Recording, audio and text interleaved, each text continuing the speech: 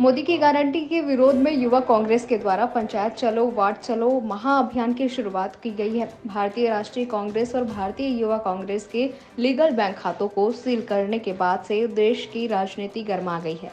इस मामले को लेकर युवा कांग्रेस के प्रभारी डॉक्टर पलक वर्मा, प्रदेश अध्यक्ष आकाश शर्मा एवं जिला कोंडागांव प्रभारी सूरज कश्यप के निर्देश पर जिला अध्यक्ष कपिल कांत नाग एवं ब्लॉक युवा कांग्रेस अध्यक्ष जयलाल नाग के संयुक्त नेतृत्व में आज सोमवार 26 फरवरी को युवा कांग्रेस के द्वारा फरसगांव के साप्ताहिक बाजार और नगर के वार्ड क्रमांक 8 में प्रदर्शन किया गया।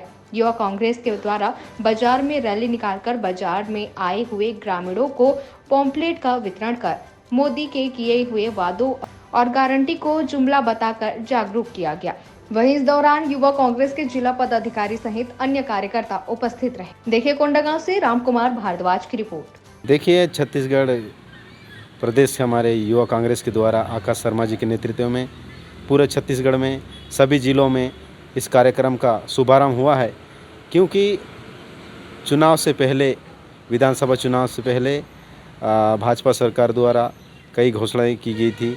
जैसे गैस सिलेंडर की बात करूं, किसानों की धान की कीमत की बात करूं, 1000 रुपये हर महिलाओं को देंगे, ऐसे वादा किया गया था। आज तक इस वादे पूरा नहीं होने के कारण युवा कांग्रेस कोंडागांव के द्वारा पूरा बाजार फरसगांव में इसका विरोध प्रदर्शन किया गया।